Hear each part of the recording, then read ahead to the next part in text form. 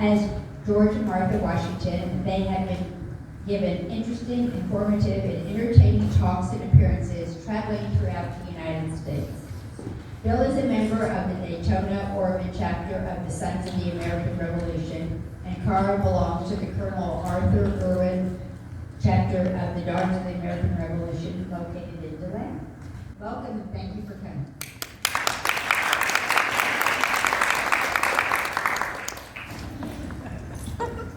I was born February 11th, 1732, under the Julian calendar, along Post Creek, not far from the Potomac.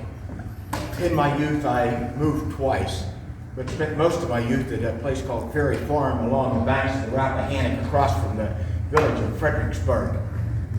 When I turned 11 years of age, my father passed, and with his passing, I was to inherit that Ferry Farm as well as 10 slaves. Of course, my mother would hold them for me in trust until I would come of age. But you must know she was very strict and demanding, and she never remarried. Fortunately, I came across my father's surveying equipment and took an interest in it, became somewhat self-taught. It became invaluable to me throughout my life. But about that same time, my mother told me that I could go visit my two older half-brothers at their inheritance. Inherited, you know what I mean. The youngest was Augustine, and he inherited my birthplace along Post Creek. The oldest, Lawrence, of course, got the largest tract of land along Little Honey Creek, overlooking the Potomac. And I must say that I had enjoyed visiting both of them. However, I had visited Lawrence and Anne far more, as it turned out. They certainly intrigued me. She was a Fairfax. You know, the Fairfaxes were one of the wealthiest families in all of Virginia and lived right next to Lawrence at Belleville Plantation.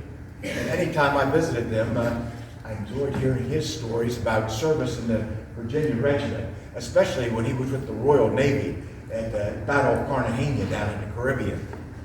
Well, in my youth, I did court several young ladies, but most were just passing acquaintances, I must admit. The one in particular, Miss Mary Carey, certainly had a special attraction for her. She was the youngest sister of my best friend, George William Fairfax, that would be Sally. But her father soon put an end to my courting her. He did not see me as a man of any wealth. My home was Chestnut Grove Plantation, and it just happened to be up the Pamunkey River from the home of my first husband, Daniel Custis. I married Daniel when I was almost 19. He was almost 40. Daniel was one of the wealthiest plantation owners in all of Virginia. His wealth came from tobacco. We made our home White House Plantation, which had 17,000 acres and 300 slaves. My marriage to Daniel moved me to the upper class of Virginia society. We had 4 children, but only 2 lived past the age of 4, my Jackie and Patsy. Daniel died of a severe throat ailment in 1757 after only 7 years of marriage, and he left me to be the wealthiest widow in all of Virginia.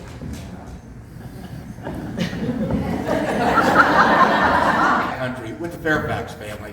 I learned my oldest half brother, Lawrence, was quite ill. He had consumption, some called it tuberculosis.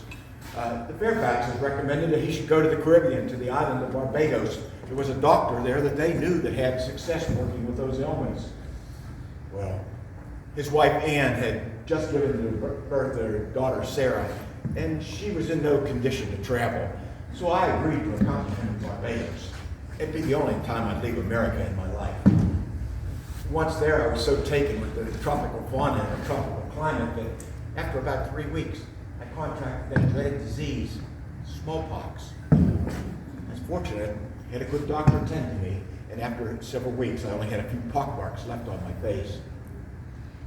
Now I can't wait to get on the first ship and make my way back to Virginia. Lawrence was going to stay behind, though, in the Caribbean, as he was having success with his ailment. But he also returned in about 3 months, only to pass. He was 34. Well, with this passing, you know, his wife Anne, as we customarily do in the day, she soon remarried and moved out of Mount Vernon. I was able to lease Mount Vernon from her. With her early demise, I inherited Mount Vernon. I also inherited Lawrence's commission, though, in the Virginia Regiment as Governor Dinwiddie, maybe an adjutant with the rank of major.